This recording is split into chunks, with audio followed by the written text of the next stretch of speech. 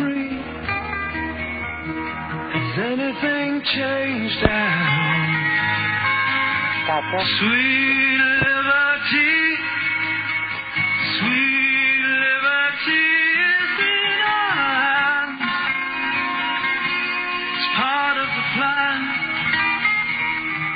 or is it a state of mind? Never forget. You're listening to Jackie Patru and Sweet Liberty. And now, here's your host, Jackie Patru.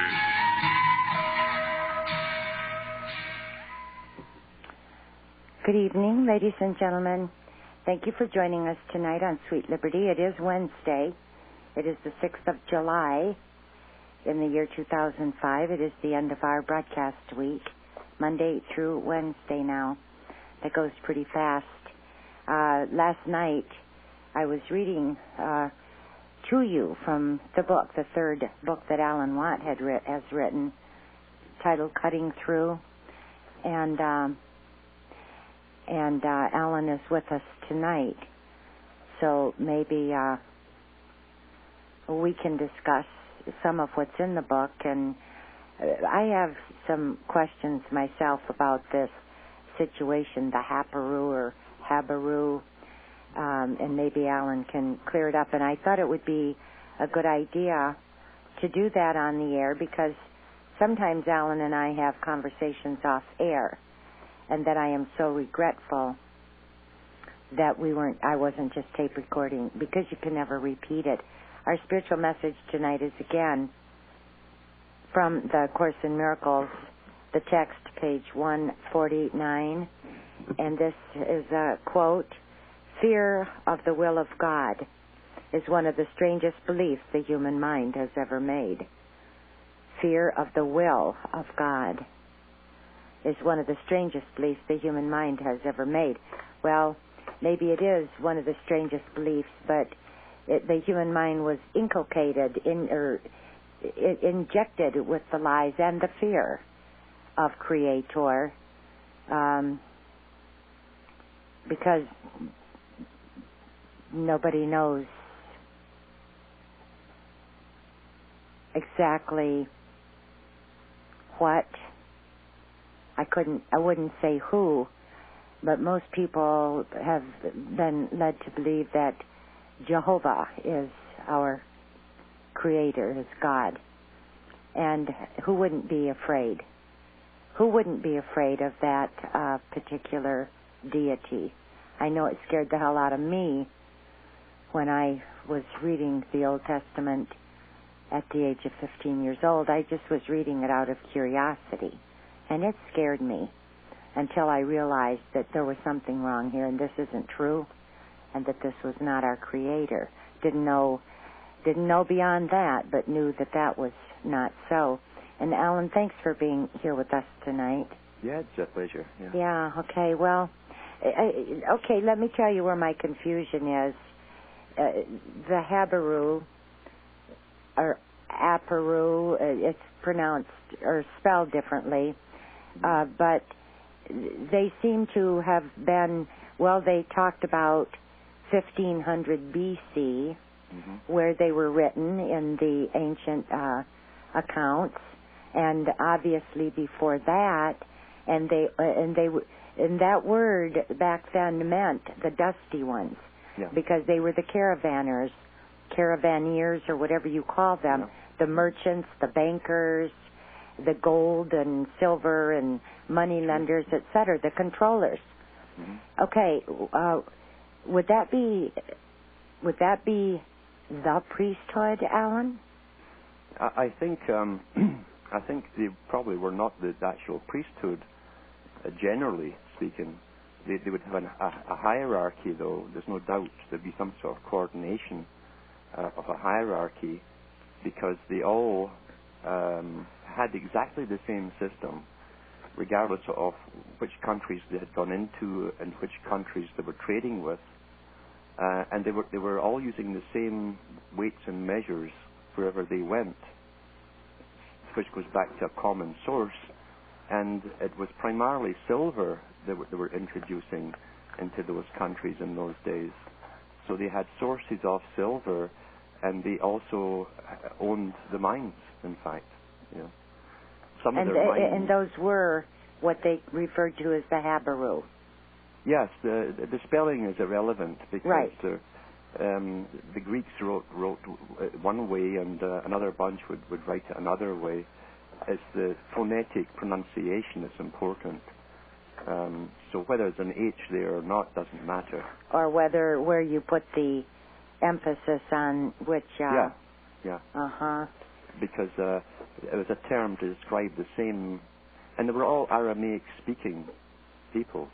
And they traded all the way from the Middle East into India and back again. In fact, Aramaic was the common trade language from basically the Aramean area right through the Middle East and across to India. So that was the trade, the language trade, you might say, was Aramaic. Were they, maybe you don't know, but it seemed to me that they would have to have learned to speak the languages of the people with whom they traded. Yes, and they did. Sometimes the banker ones, the higher orders of them, would settle in a city for a period of time. And take over that city? Yeah, he did settle in the city, and most of them settled outside the city. They were nomadic people. They were always nomadic and by nature, and hence they had no city of their own, basically, most of the time anyway. But they'd settle on the outskirts of the city, and seemed to have a disdain for the city people, and I've no doubt that the city people had a disdain for them too, because their whole business was haggling over the price of things and the price of goods and so on, which isn't a pleasant thing, you know. Right. But that was their nature, was to haggle for a good deal. But wherever they went, as I say, they tried to introduce the silver monetary system, first by weighing, and then eventually when coinage came along, they introduced the coins. Uh-huh. Because those were weighed out perfectly already. Yeah, and then... And it's known, too, that these... they had different names for them. For who? The Phoenicians, basically, were almost the seafaring branch of the same people. So the Phoenicians seem to be of the same people. It was almost a brotherhood, really, you know. See, it's real confusing to me. It's certainly so confusing because it's like any brotherhood that's in on a big scam.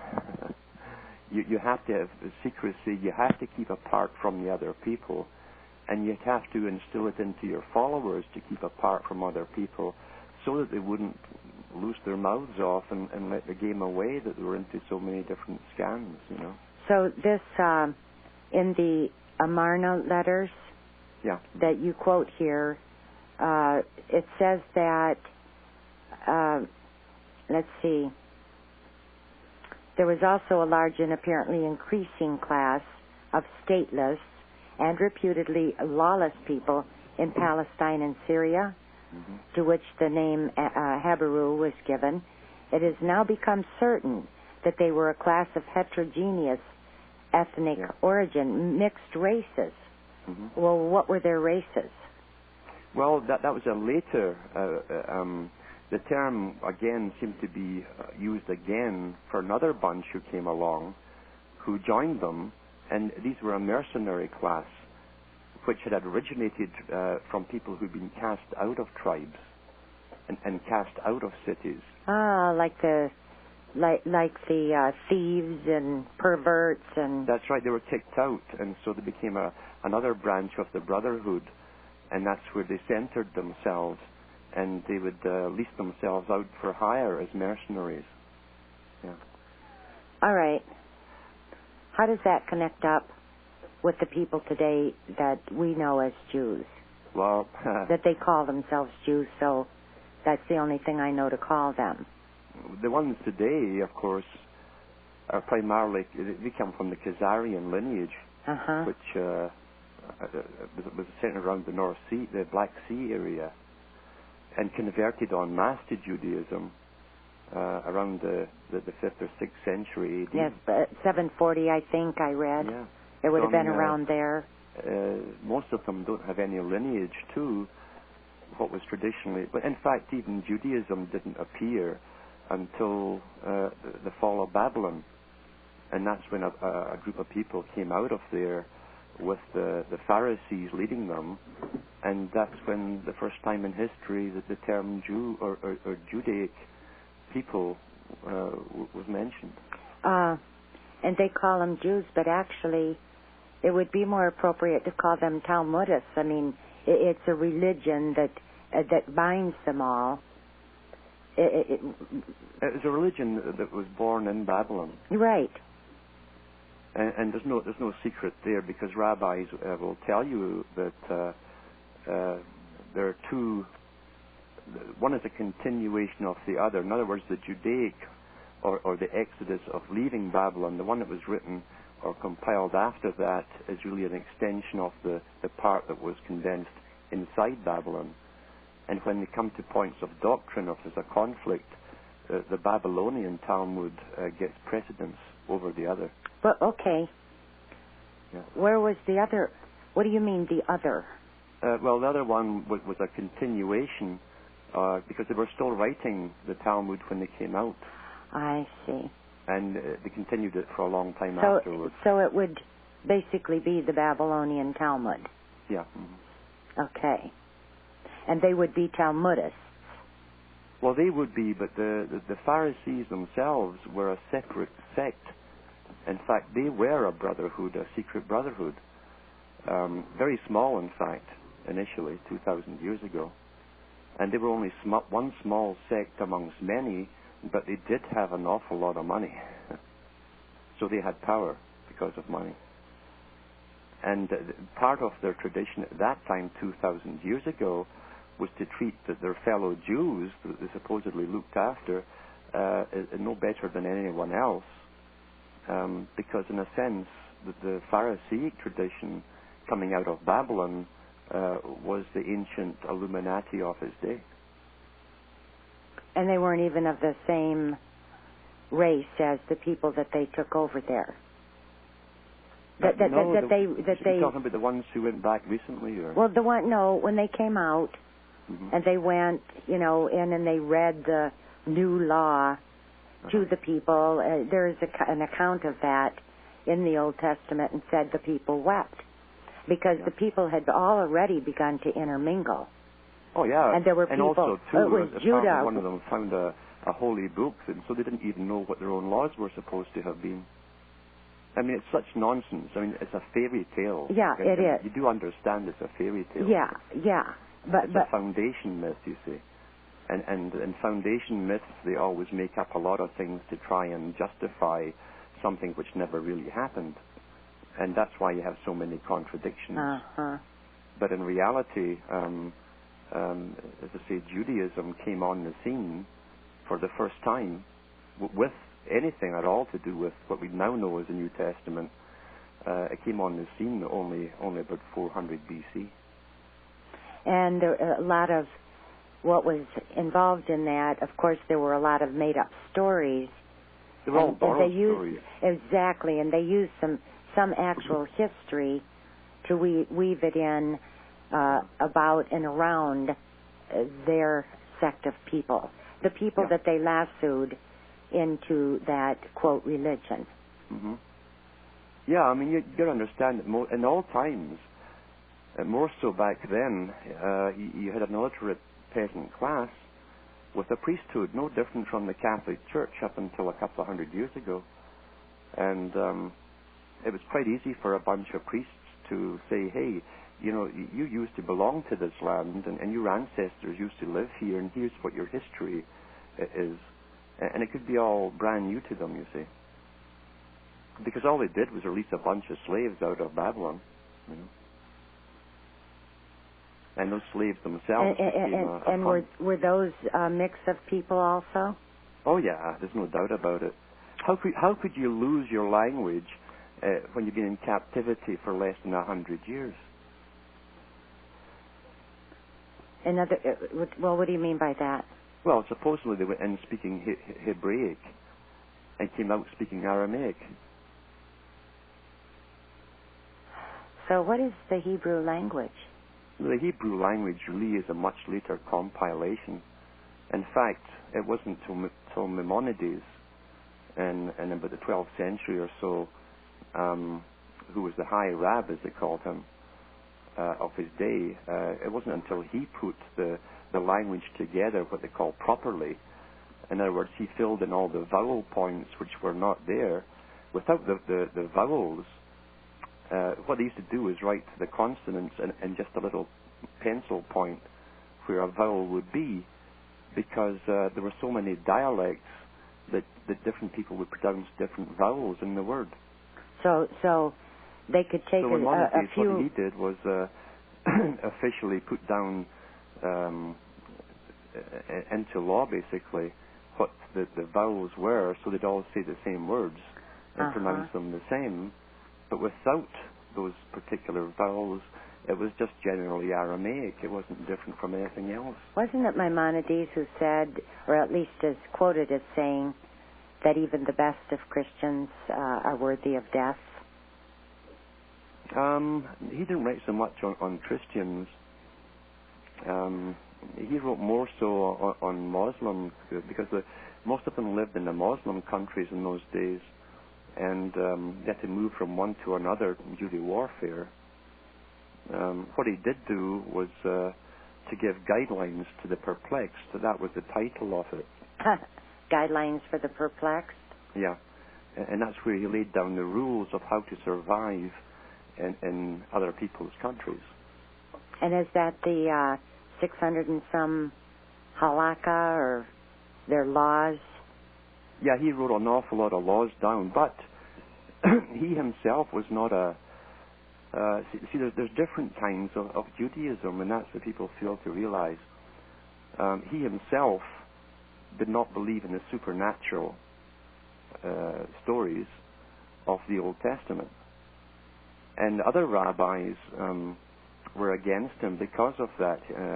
He was very much a rationalist in his way of approaching things. And after he died, there were actually fights in different Middle Eastern countries, fights to the death between rival groups of Jews, one supporting Maimonides and one supporting the traditional mystical type of rabbinical studies.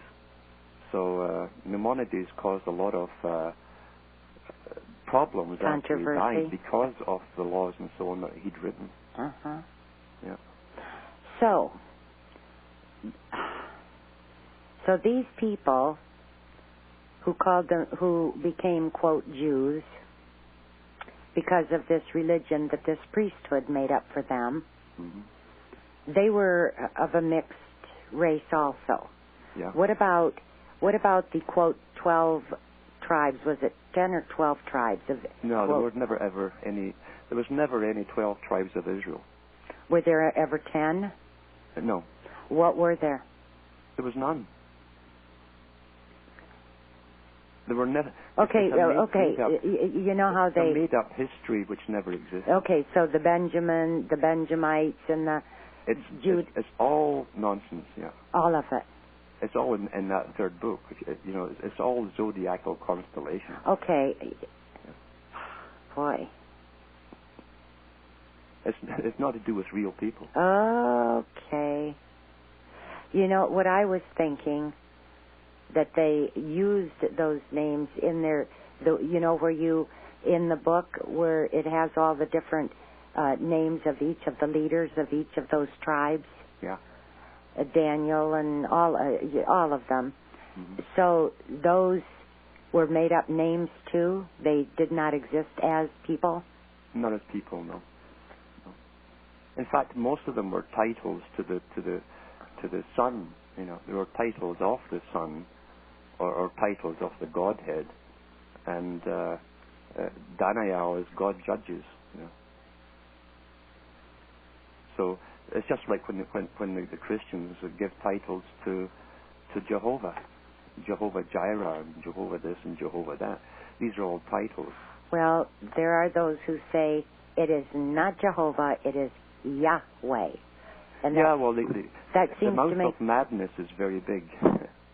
And you'll find that there are many people whirling around in the whirlpool inside. Uh-huh. And that's what religion is for. And it's just like Christianity, it's so ridiculous the way it's gone. You've got one group almost falling out with another group because one stands on one leg and waves their arms in the air, and one stands on the other. You know, it's ridiculous. Yes. And that's the mouth of madness. The mouth, did you say the mouth of madness? Yeah. Mm-hmm. Yeah. All right, let's go back to the Khazars. Yeah. We were talking one time, this was quite some time ago, mm-hmm. And you said, I think they were there all the time. Those today that evidently are from the land of the Khazar, mm-hmm. Khazaria. Yeah. And they were a Turco-Mongolian mix? Well, again, that's a bit wrong there. Okay, what is it? It was an empire. It was an empire like the British Empire. And just like the British Empire, you would have the English in the middle, and then you would have other tribes that were taken over from other cultures and colors even, around them, all part of that empire, and then all eventually called Khazarian. So they were all... And in fact, in the Khazarian outer tribes, and they're all used for different functions, but some of the outer tribes were even Muslim. Now, the inner group were called the Royal Khazars, and they were a nobility, just like the nobility of Europe, who only intermarried amongst themselves. Uh-huh. And the Royal Khazars were red-headed, or blonde, blue-eyed, or green-eyed, and, as I say, they only intermarried amongst themselves, although they run an empire of many different types of people, who all eventually were called Jews when they adopted Judaism. They converted on the whole country. A country about the size of Spain converted overnight to Judaism.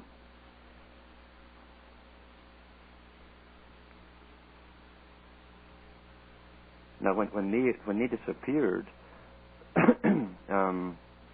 oh, excuse me. One of the things that you had said, these people that converted to Judaism, the tribe in Khazaria, you said, I think they were there all the time, and you said something about that they had migrated, that you believed or had read or whatever, that they had migrated into that area. Oh, yeah, I've no doubt they did, because they had symbols very similar to Egypt. The only religious symbols that they had were the obelisk. That was the only ones to be, by people who, in fact, by rabbis that were in the Khazaria during that conversion period, the only symbol of religion they noticed was the phallic symbol everywhere. Mm-hmm. The obelisk? Pardon? The obelisk? Yeah, the obelisk, yeah. And so, some Alan, of them said that they were basically a pantheistic people, meaning they worshipped nature, the earth, the sciences, you might say, and they didn't have really a very mystical view of anything, you know. So do you think that these people, if they did migrate into that area, do you think they were led there by leaders that knew that this was going to happen eventually in the future? In other words, so. They're there waiting? Yeah, I'd say so, because the Khazars themselves, it's an interesting lifestyle that they had. It resembled so closely the nobility of the Normans, and all of the European aristocracy are descending from the Normans, who appeared in Europe at the same time as the nobility of the Khazars disappeared from Khazaria. And the same traditions were held by the Normans, where they would migrate throughout the year to different palaces or different cities, just like the Queen goes from Buckingham Palace up to this one or that one or whatever, or throughout the year. That was their tradition. However, they also controlled the trade routes. In fact, they were, to get to China and so on, you'd have to go straight through their land. And they lived on taxation. Yes. They taxed everyone. Yes, I remember reading about that. Yeah, who moved throughout their land. So that was one of the main Weren't they incomes. even taxing people who had to use the rivers to? Yes. And they were heavily into taxation and a taxation system.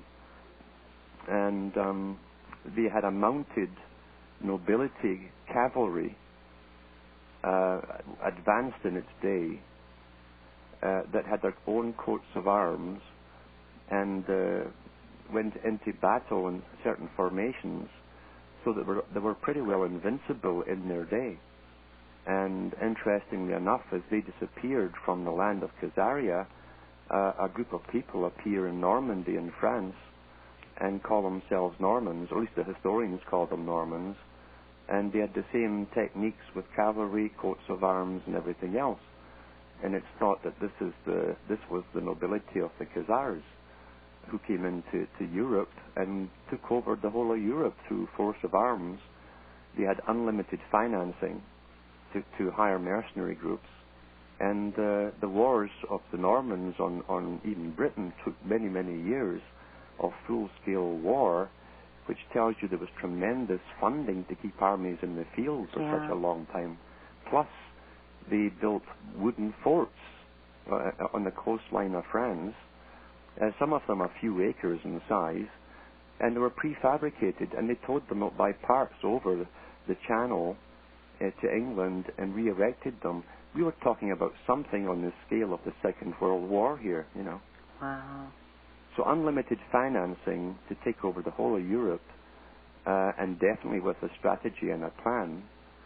And I've no doubt at all that the Catholic Church was part of it, because along with the Normans came the Catholic Church, and one basically stood up for the other. So I really think... And then once they installed the kings and the queens, they just continued to interbreed with one another. Yep. Right up to the present day. And some of our listeners who may be newer that did not hear you say this, but it's something that we have to keep in mind, is that these kings and queens were not even of the same nationality, if you would, of the people that they were ruling over. Exactly. And I when you said that, I thought of Catherine the Great of Russia. She was a German princess. And she ruled over the Russians. Yes. And if you probably saw the movie Braveheart, did you? Yeah. Well. Hey, Alan. Okay. In about 50 seconds, we're going to be taking our break. Yeah. So remember what you're going to say about Braveheart. Sure. And let's pick it up on the other side. Okay. All right, ladies and gentlemen, we're going to be back, and I hope you'll get your pen in your hand and take my address down when you hear it. And remember that the broadcast you're listening to is brought to you by you. You know, we're in our 8th year now, Alan, of listener-sponsored broadcasting. I realized that because it was mid-June of 98 when we began this. So that's amazing. Folks, we'll be back right after this with Alan Watts. Stay with us.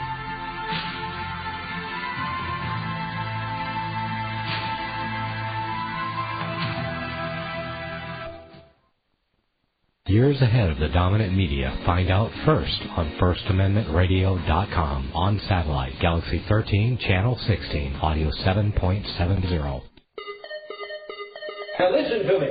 The Bible says, render unto Caesar that which is Caesar's. I want you to know that a corporation is Caesar. Government Takeover of the Church. This DVD is the most powerful tool we have for waking up those asleep in the pews. The Scripture calls for His people to come out of her. The corporate church is the apostate church, the whore that rides the beast. Get this DVD for a donation of $25 from FirstAmendmentRadio.com. Make copies and give them away to your corporate church friends and loved ones. The truth will make them free. They will watch the DVD, Government Takeover of the Church. Order online today at FirstAmendmentRadio.com or call 559-781-3773. Who will tell them if not you? Roll away the dawn. You have been listening to Jackie Petru's Sweet Liberty program on the First Amendment Radio Network. This broadcast is also archived and audio streamed on the Internet at FirstAmendmentRadio.com. Sweet Liberty is a fully listener-sponsored program. Your donations to support these broadcasts are a necessity.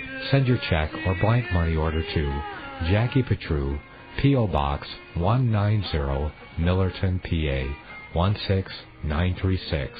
Again, send your check or blank money order to Jackie Petru, P.O. Box 190, Millerton, PA 16936.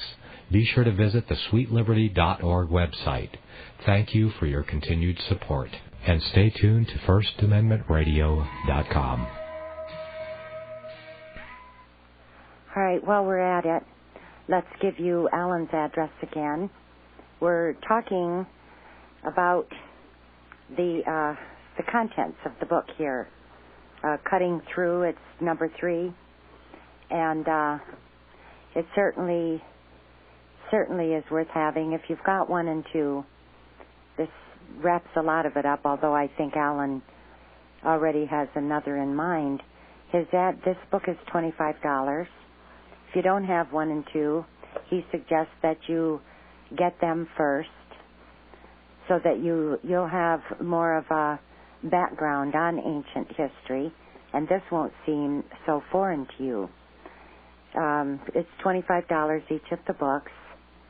You have to use an international postal money order or cash when ordering it, not a personal check, and not a U.S. postal money order, but you can get the international money order at your post office.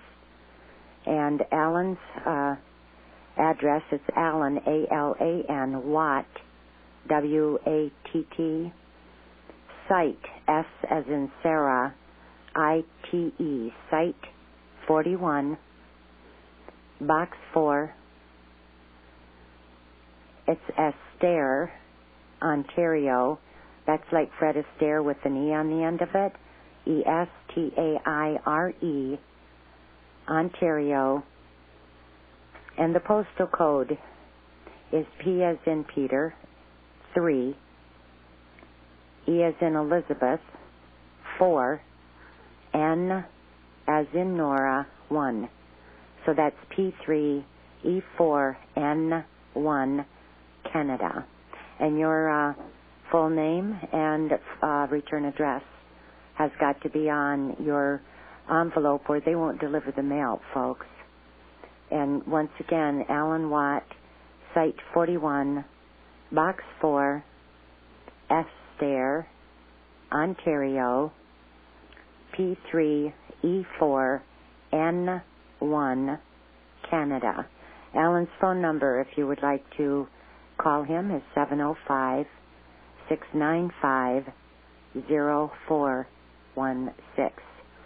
You know why I got that right, Alan? I was wondering. Well, because I wrote it down and I looked at it. I can always dial it fine. It's just when I'm saying it out loud. Before we talk about, what's his name? Mel Gibson. What was the movie? Oh, Braveheart. Braveheart. Well, you had made it, when I called you today to see if you would come on with us, of course we got into conversation. Yeah. And I wanted to remember the statement that you had made about people who want the truth. Mm-hmm. Will you repeat that as you mentioned it? people generally don't want the truth. If they wanted the truth, they'd have to be willing to forgo everything they'd ever known, believed, been taught, instilled with, or whatever. And it's like free falling out of a plane. You've got to jump out the plane and hope for the best, and be willing to allow what's going to happen. Most people really are looking for something which will either augment that which they've already chosen to believe, or they're looking for some form of comfort. Right, as that's what you said. That's the problem. You know. And the truth is not comfortable, and it's because it is always such a shock. Yes. When we've believed something right from the very time we were born, and it was pounded and pounded and pounded into our heads. Yeah. And even the history that we were given. The only thing that I see that may have been true, at least partially, in more recent history, are dates and names. That's it. And that doesn't, that's how history is taught in school, is battles, places, and names, but you never get the why, or who financed it and who benefited from it. That's all omitted, Yeah, it's all memorization stuff. Yeah.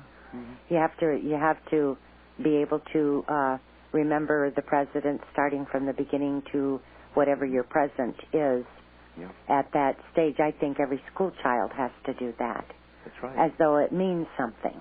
It's but we don't. Indoctrination. Yeah, well, of course it is, and not only that, but it's irrelevant because we know nothing about the presidents, and what we do know about them or have been told about them are lies. Yes, they walked on water. Yeah. Yeah, they were superhuman, and they walked on water, and they never used the bathroom. Yeah. Just like the actors on TV. And when you hear people calling the church today apostate, it's as though, that means that it's different and it's not the, quote, true church. Whatever ever was a true church. It was all the fabrication of the priesthood. It was very cleverly contrived many thousands of years ago, and they created a trinity.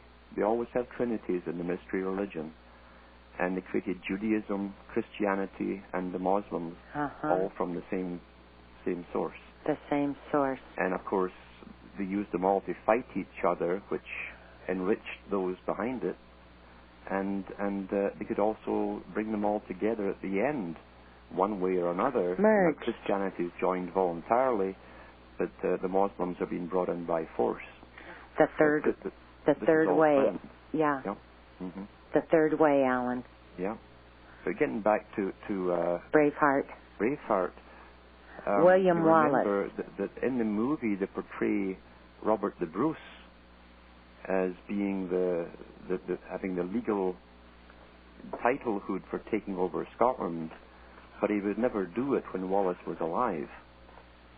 And then it shows you at the very end of the movie the final battle with Bruce leading the people at the Battle of Bannockburn, where they routed the English. But that was to unite the country. And under the guise of freeing the people... to unite... What do you mean? Scotland? Yeah. And so what they did, again, there's a dialectic in action. The English are invading. Scotland has many, many clans all living free and independently. And along comes this guy who will be king. And after the battle, he becomes king. He unifies the country, nationalizes it, and introduces taxation for the first time in history. So what it did is centralize power, and it's so cleverly done. And Robert the Bruce was actually Robert de Brucy. He was a Norman knight. He wasn't Scottish at all. Oh my! So this nobility, and William one way Wallace or another, became the heads of all the crowned heads of all of Europe. William Wallace, was he a for real character? Yeah, he was. Yeah. And I got real intrigued about William Wallace after I saw that, and I wanted to know more about him. And Chuck and I were down in Philly, and we were at Borders Books, or one of the big ones. And this particular bookstore is like 3 levels and all kinds of books. Yeah. And I found 2 books on William Wallace, and one basically was what did they, when they made up their, like, poetry to tell a story? Yes, a note. Okay, a what? Sometimes they'll say a node. A node, okay. Inside, yeah. Well, that's basically what it was. They said there was so very little in history able to tell about William Wallace. Now, Yeah. do you think that's true, or they don't want people to know the truth, or what? Well, you see, in Scotland, because Scotland was a colony of England, you've got to remember. Scotland, after winning its independence, and right up until James, and James was a descendant of de Brucy. The Stewards were actually another name for the same bunch of Brucy. The Stuarts? Yeah. Mm-hmm. Oh. And so, yeah, they'd intermarried, called themselves the Stewards of Scotland, meaning the keepers. Uh-huh. So they changed from de Brucy to Steward, which became Stuart as time went on. But James was a direct descendant from them, with Norman nobility blood in him too. So doesn't surprise me. So over all these millennia, this group has lasted, but they aren't always of the same. Now the leadership maintains their, what would you call, their royal bloodlines. Yeah. But they were in the beginning, weren't they, part of that mixture of people? Well, remember, within the group, there's 2. There's the ones who only interbreed very closely, and they're the ones with the high, noble stations in life, etc. Do you think that there is a strain? What I'm trying to get clear here, they refer to the Habaru as a mixture. So they weren't a pure bloodline of anything. No, they weren't. No. Okay. So, but these people, okay, we'll talk about the Royal Khazars, the Normans. Yeah. Was that a pure strain?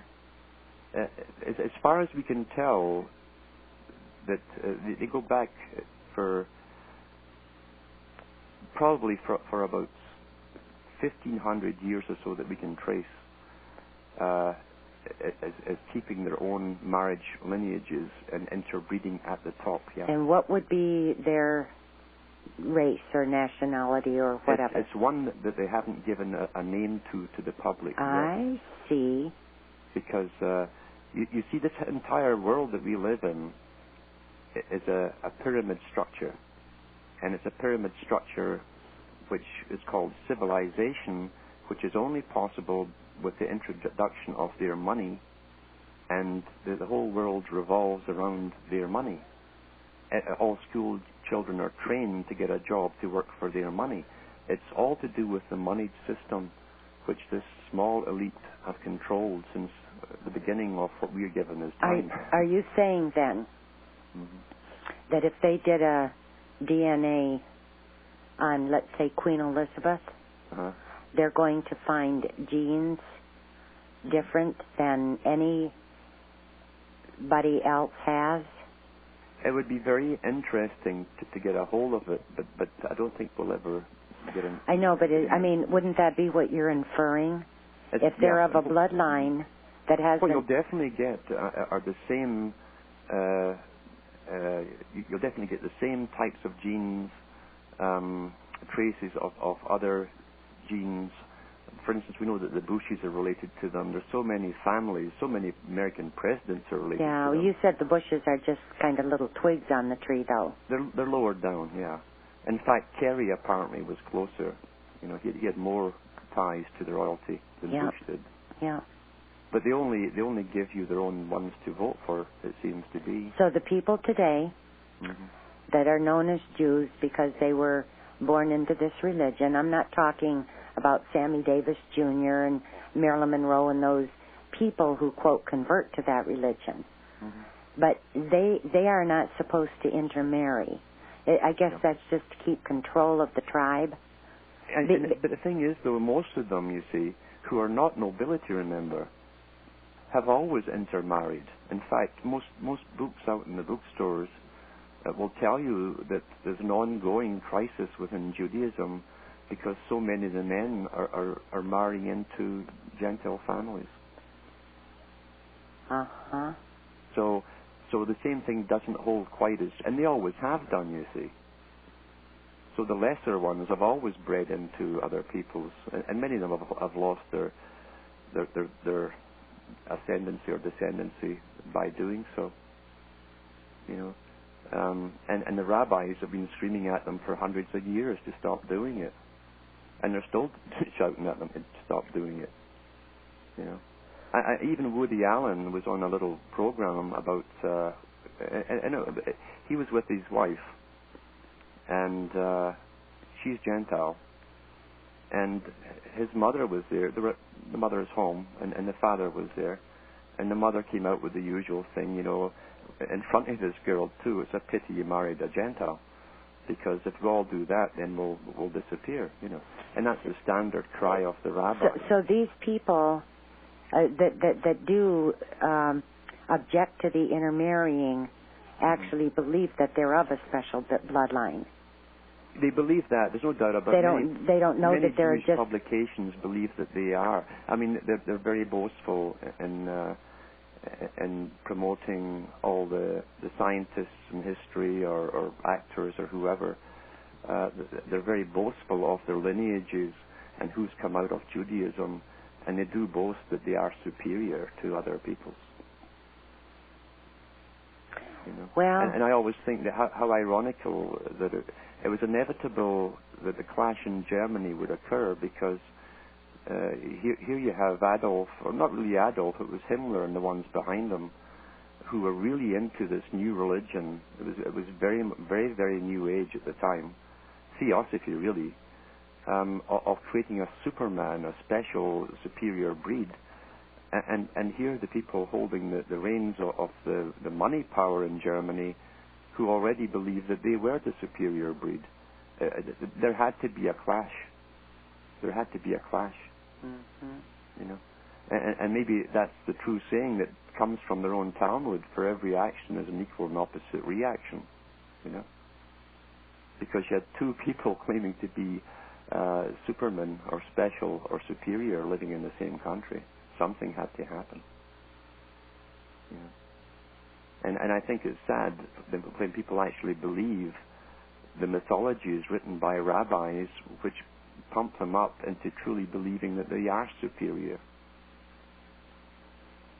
Now generally that would be called racism if anyone else said we're superior to you because why we've created so many musicians and so many scientists and so on, and we're genetically superior. Now, if anyone said that, that would be called hate speech. You see? Yeah, but they all go to the. No, I shouldn't say all, but so many of them go to the high colleges. They get preferential treatment, Alan. Yeah, but there is another thing that the people have to understand. And this is very true as well.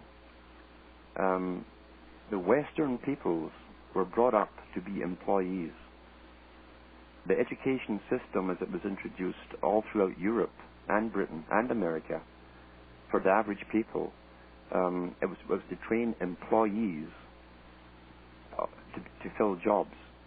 Whereas in Judaism, like the Mohammedans too, they're the same. They will, the first generation will slave and scrimp and do without to put their children through the best schools you can find. Yeah. Because they are well aware through their history that you don't get anywhere by being an employee. You have to get to the top. And they do sacrifice for their children. So did the Chinese. But it's one thing that was never, ever instilled in the Western culture. The Western culture were definitely bred and raised and push towards being employees. That makes all the sense in the world. What do you want to be when you grow up? You want to be a policeman, you want to be a nurse, you want to be, but it is never, what type of business are you going to start? No, it's never, no. Uh-huh. No. So yeah, people can decry the Arabs who are coming in, Chinese or Jews, but they do ensure their children go to the best schools, and they do sacrifice a lot to make sure that they get through. So you can't fault them for that. The fault lies in the fact that in the education system and the political system that's emerged or was created in the West, the Western peoples were raised and bred to be workers for others. To be.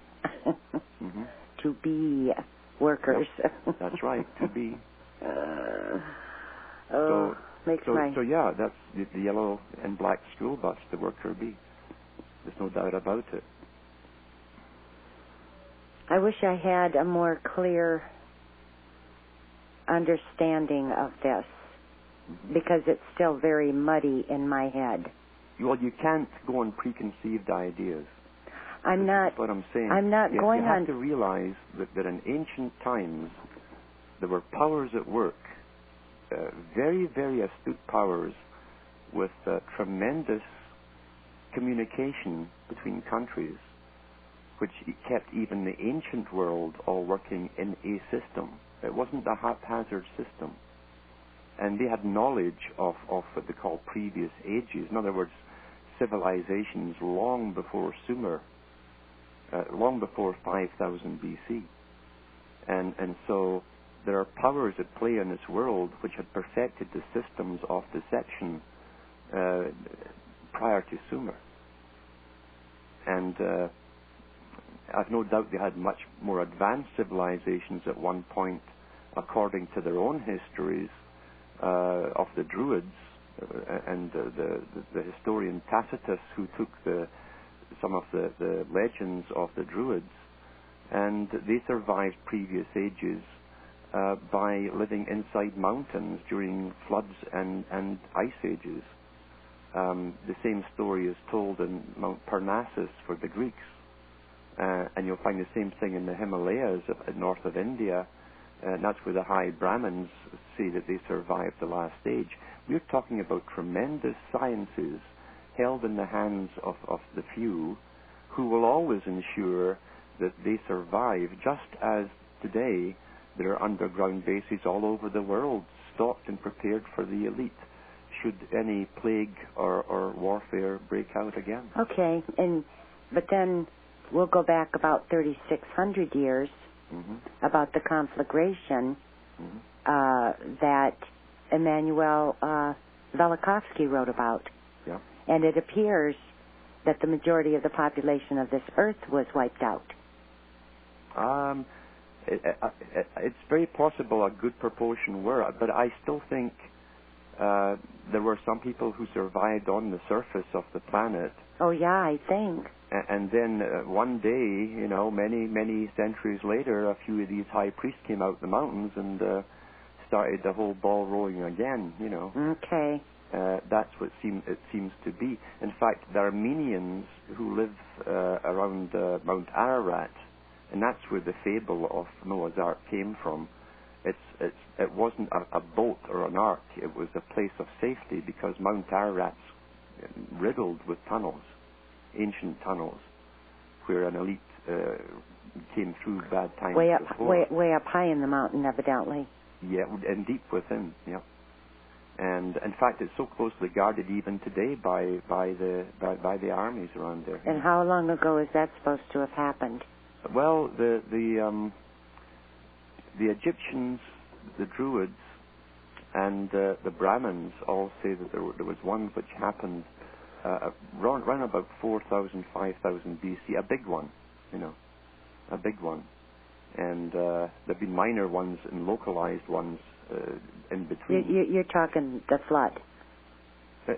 Flood, ice age, something like that. I mean, there's no doubt that there have been many ice ages, and even the scientists agree with that. But they don't generally agree with very much. But they do. Yeah, but they happened they happen immediately. Yes, and that's the odd thing with ice ages, as we're given it. But there's been many, and of course what happens between the ice ages is the ice melts. So you get to a point where as it's melting, the world gets warmer, then something happens and it goes back to an ice age again. So this seems to have Well, what it seemed to happen is that at least the account of Velikovsky's at that particular conflagration, something happened to the Earth's crust where what once was very, very warm suddenly was covered with ice. And it had to have been something that fast, Alan, to find those huge mastodons frozen solid in the ice that still had grass and plants, those tropical plants Siberia, in their throat, in their teeth. And that area was the equator at one time. Yeah, so something happened to the whole rotation and et cetera of planet Earth. Yes, all you need is one good comet going close by to upset the gravitational paths and so on, to upset the kilter of the Earth. Yeah, and it wouldn't be gravitational; it would be electromagnetic attractions. Yeah, well, it's all tied into gravity. Yeah. So I mean, that would be enough to do it. Or the only other possibility, and this is a possibility, I don't rule it out, that there have been sciences here before, maybe millions of years ago, which were never entirely lost, because the mammoths that the scientific team in 1905 went out to examine in Siberia, they found, as I say, that even one of them, one of these mastodons or hairy mammoths, also had an erection, you know. Oh my! Which meant it was instantly frozen, and it's hard to imagine, even with a comet or something, to cause that kind of instantaneous freezing. Science can do it on a small scale that we know of, and we're at the bottom level of science. We're out of time. So, we're out of our hour. Yeah. Okay, folks, we're going to be back Monday. Hope you have a nice 4 days off, and we'll see you then. Thank you for being here, and thank you to those of you who remember and participate in this listener-sponsored broadcast. Thank you very much, and we'll. Roll away the door. You have been listening to Jackie Petru's Sweet Liberty program on the First Amendment Radio Network. This broadcast is also archived and audio streamed on the Internet at firstamendmentradio.com. Sweet Liberty is a fully listener-sponsored program. Your donations to support these broadcasts are a necessity. Send your check or blank money order to Jackie Petru, P.O. Box 190, Millerton, PA 16936. Again, send your check or blank money order to Jackie Petru, P.O. Box 190, Millerton, PA 16936. Be sure to visit the sweetliberty.org website. Thank you for your continued support. And stay tuned to firstamendmentradio.com. The opinions expressed are those of the hosts and guests, and not necessarily those of the First Amendment Radio Network or its affiliated radio stations. If you read the history books, the most often asked questions of Southerners was this: why did you fight? And the most often given answer